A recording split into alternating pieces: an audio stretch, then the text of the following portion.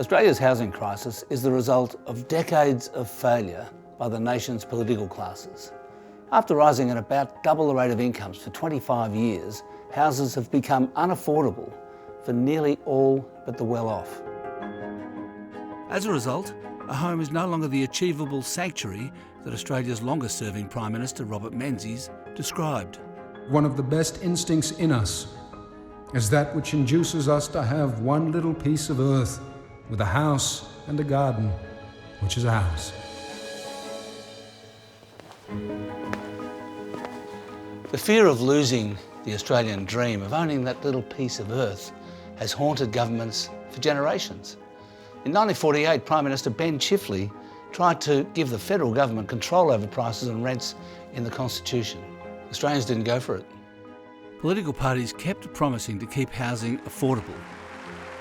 We pledged ourselves to bring home ownership once again within the reach of ordinary Australian families, to end that sense of despair and frustration. 10,500 the bid is. 51,000. Is there a further increase? Despite promises, prices kept rising. At $502,000 once.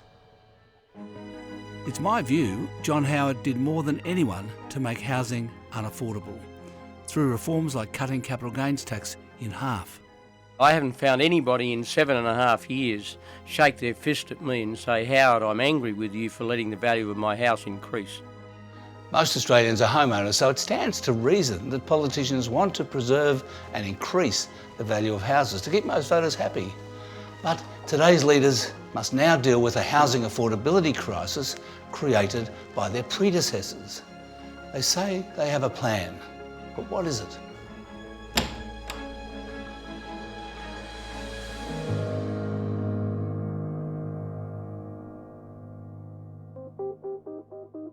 Well, it's to increase supply, which is what I'll be examining. While there are also strong arguments for cutting demand through tax reform and less immigration, so far government policy is largely focused on the supply side of the housing equation. In 2023, National Cabinet agreed to build 1.2 million more homes over the next 5 years. The federal government isn't building them itself, of course, but getting them built. It's handed that job over to the states and territories, with Victoria and New South Wales leading the building blitz. In Sydney, it's mostly apartments planned along train lines in dozens of existing suburbs, from the north out to the west. The New South Wales government has told local councils that the idea is to fill the gap between traditional detached homes and high-rise apartments. G'day, Alan. It's the type of housing that researchers like Brendan Coates from the Grattan Institute call the missing middle. When governments are talking about increasing the density, what sort of homes are they talking about? So mostly we're talking about units and townhouses of 2 to 3 stories up to sort of medium density apartments of 6, maybe 8 stories. What we see is that that's the sort of housing that people most want to see, is those kind of medium, missing middle density forms. What is the missing middle? The missing middle is anything really between, a suburban quarter-acre or 1/8 acre block and the sort of high density apartments that you see sort of around the CBDs of, say, Melbourne and Sydney, for example. It can be anything from a 2 to 3 story walk-up townhouse through to a 6-story apartment building. So it's a term that does cover a broad swathe of housing options. There is very little development between that sort of 5 kilometre and 15 to 20 kilometre area from the city. As day breaks, buyer's agent Bianca Field is already helping Sydney residents find housing within that sweet spot. In the morning, I always do my morning walk. Typically, I check my phone and I update clients. The 28-year-old helped find and secure property for those looking for their next home, and many of her clients are first home buyers.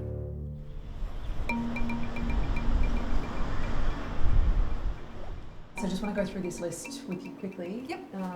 Bianca says apartments serving young professionals without kids are plentiful, while the supply of houses for expanding families within budgets under 1.5 million is dire. They're typically looking for at least 2 bedrooms, but really hoping for 3. Most of the clients that I have coming through, they want to be within 15 minutes from the CBD, and typically that's on a train line.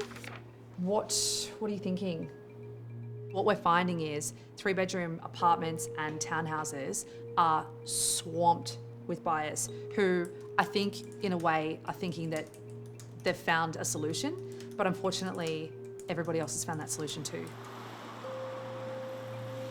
Remember, we are selling the property. There will be a new owner here today. 1420, 30, 40, 50, 1450 now, 70. It's Saturday morning and Bianca is checking out what's on the market in the inner west. 15 now, sir. 20. Can you turn your fingers around the other way for me? Not that way, that way. 20. First, second, third time. Let's see what interest rates do to help you along the way. Bidding done. Sold to you. Congratulations. These first home buyers secured a 2-bedroom house on just 190 square metres, all for a cool $1.65 million.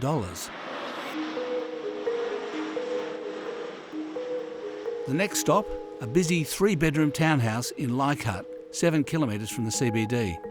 It's an auction price guide of $1.3 million. What was your name, sir? So I'll just make the note. I think in Sydney, if we want to live anywhere close to public transport, close to the city, I think apartment's probably going to have to be the way to go. It's a bit rough that a budget slightly over $1 million doesn't get you a patch of grass. Turns out that townhouse sold for just over $1.4 million. Hey, how you going? Hello, I'm good. How are you? Bianca is updating one of her clients, Callum Sauer, who's still hoping he might be able to get that patch of grass. There's obviously just still a fair bit of uncertainty. There's honestly a real lack of the kind of property that we've been looking at for you. Yeah. That we will get a couple of things that pop up over the next couple of weeks. I'll just keep making those phone calls. Callum Sauer and his partner Jacinda have 2 kids and are quickly outgrowing their 76 square metre apartment in Sydney's inner west. Our youngest daughter, Bailey, she's obviously going to be crawling and walking around soon. So I think it also puts a bit of a ticking time clock on how long we can actually stay here. The young professionals live in a different state to their parents, so proximity to friends, schools and work is crucial. I'd love to be able to say we can afford a 3-bedroom house, but I think just the way things have been going, that's completely off the table. What we'd likely have to do is get like a 2-bedroom place that needs a little bit of work, potentially turn it into a 3rd bedroom down the line. We just have to be open to all of that, just given our budget. With the median house price in Sydney $1.6 million, it's tough for upsizers like Callum to stay optimistic. Yeah, I didn't think it would be this difficult. I've been in Sydney for 10 years, but I didn't think it would be like this. And it is really concerning for my kids because we probably would not be in a position to help them out when they're my age. While some continue to chase the Australian dream, in Victoria, those who've already achieved it are often against more density. Here along the beaches of Melbourne's southeast, just 15 kilometres from the CBD, residents of Bayside Council are facing dramatic change. Last year it was among dozens of councils slated for more development as part of the Victorian Government's housing goal for 2051. They announced a housing target, which is an increase of around 31,000 new dwellings. Doing the math, it's probably around 70% uplift in the dwelling numbers. All right, good morning.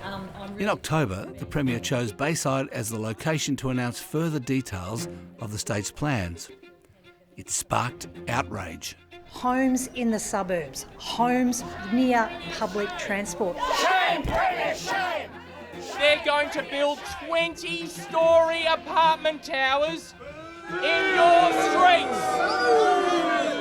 20-storey apartment towers? Did anyone ever ask you? No! Shame, shame, shame! Shame, Premier, shame! Until now, Bayside residents have enjoyed some of the strictest planning restrictions in Metro Melbourne, with a height limit of 2 storeys across more than 80% of the local area. The state's plan could see parts of Bayside rezoned for 8 storeys.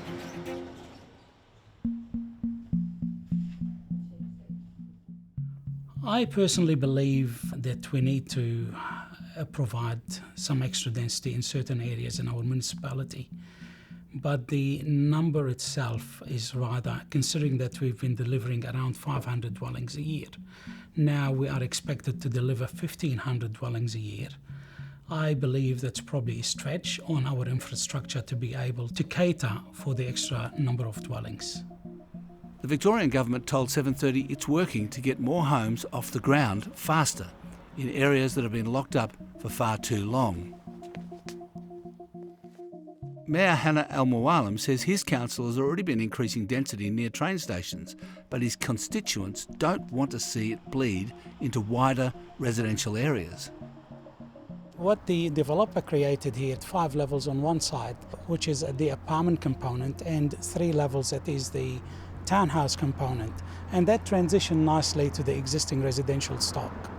What we're concerned about is spreading this much density well into the neighbourhood area. We attract people to our municipality because of its existing character, and we really need to work with the community to protect that character. Economist Peter Tulip says those who oppose government plans for more density are a big problem, albeit common. To what extent do you think what's happened now is that the housing affordability crisis has basically exposed a fundamental conflict now between what you might call the NIMBYs, people who don't want denser housing, and those who need and want cheaper housing? I think you've described the crux of the housing issue, that to make housing more affordable, we need to increase supply. We need more infill, a lot more townhouses, a lot more apartments, and a lot more high-rises. And that is being opposed by local residents who don't like change. And how significant a roadblock are zoning restrictions when it comes to building more homes, as we currently need? Research we did at the Reserve Bank says that zoning raises the cost of housing by about 40%. In Sydney, a little bit less than that in Melbourne, and a bit lower still in the other big cities. Builders would happily go up higher if they had the permission to do so. Isn't it true that when you densify suburbs and you build more apartments, the residents of those suburbs bear the cost of more traffic, more people going to the hospital, more people in the schools? Everything becomes more crowded, and the lifestyle, quality of life declines. So if you went back 50 years and you said, well, look, these inner city areas, which are denser than the rest of the city now, you know, they're going to be terrible places to live because you're going to have overcrowded hospitals, overcrowded schools, more traffic.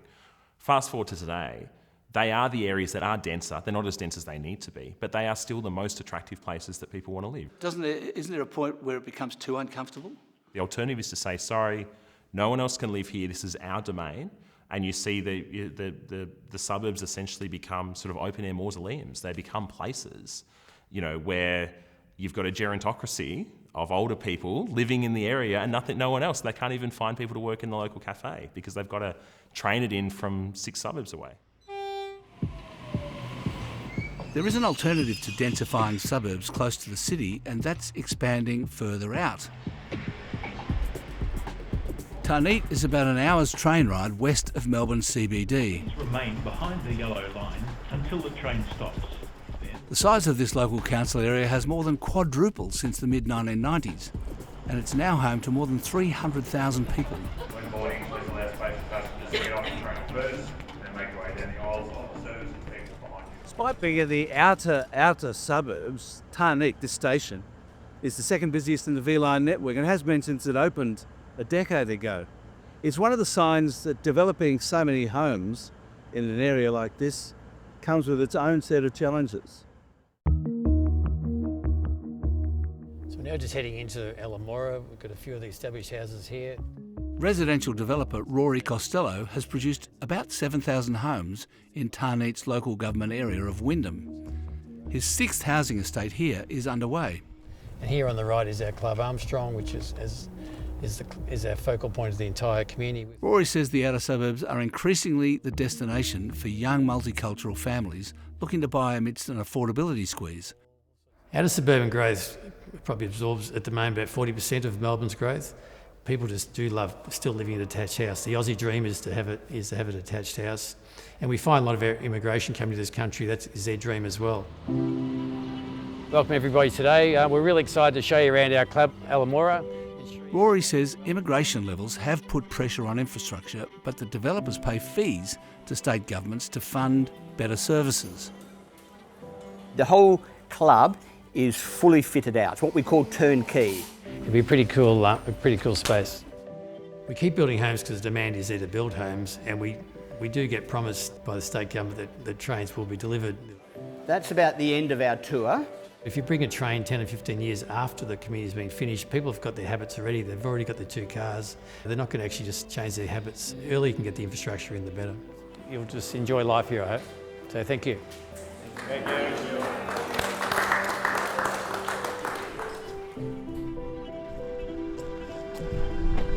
Hey Rory, how you going? He wants to see the Australian dream that he sells align with the reality when residents move in. Yeah, that is the photo that I took for first photo. Pragnesh Shah and his wife Snehal were chasing that dream when they moved to Australia from India in 2007. So they bought a home right here in Tarneit. That's the house. Look at how big the backyard was. Now we remember we did so much, eh? I just love this area. Houses is open. We can go out, do some gardening. We can talk with the neighbors. Neighbors are friendly, which make more homely. You remember this? That's where you are, in the playground. We had place for our son to play, and school was also walking distance at that time, and that's why we chose the home. I'm gonna go and pick up Arya. Working for local council and later as a building inspector, Pragnesh says many in the community share similar reasons for buying in the outer suburbs. The biggest factor was the affordability above everything else. Most of them were new migrants, migrated after 2005 into this country. Everyone just going by that one line, our own home that we can afford. The local area has been one of the fastest growing in Australia and is due to hit 500,000 people by 2040. Today, a detached house in this estate costs around $750,000. What did you do today in the school? Many here agree that infrastructure hasn't kept pace. There's only one hospital for the whole area. A lot of roads are still single lane roads feeding traffic from about 2 to 3 estates. So normally that roundabout approaching, the queue will be back there. We always get stuck in traffic and I get late times. The local council concedes growth has outstripped infrastructure but says it can't solve that without recurrent funding from all levels of government. As more and more people move to the outer suburbs, Pragnesh hopes the community will do better at advocating for its needs. They're appreciative of what they received here, coming from developing countries, and they just don't speak out. They are not the squeaky wheel who gets everything.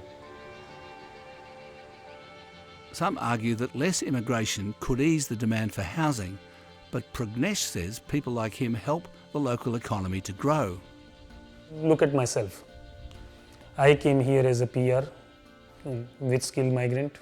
Within first few months, I had a permanent job, paying taxes till then, contributing to the community since then. I have a passion for the nation that I say Australia is my place. To what extent is reducing immigration a part of the answer? So reducing immigration would make housing cheaper. You know, we estimate that every 100,000 additional migrants to Australia probably adds to rents and prices by about 1%. The challenge is that reducing migration probably also makes us poorer. Most migrants in Australia are skilled. So if we reduce migration, housing would be somewhat cheaper, but we would all be having to pay higher taxes or enjoying worse services as a consequence. A key reason that the governments are going for densification is that it's cheaper than sprawl. In order to build out greenfields, new suburbs, the infrastructure is really expensive, transport, everything else. And so they're going for densification because it's cheaper. Apartments and townhouses are the cheapest forms of housing in our cities. Infrastructure New South Wales estimated it costs $75,000 more to service a home on the urban fringe, a greenfield area with infrastructure, as it does to service that same home in an established suburb where a lot of that infrastructure already exists. More than a year after the National Housing Accord target of 1.2 million more homes in 5 years was struck, approvals are running well behind what's required. It is a big problem that National Cabinet set this target, which I think is a good target, and the federal government is doing very little to help achieve it. They have a huge megaphone, which they should be using, which they're not using.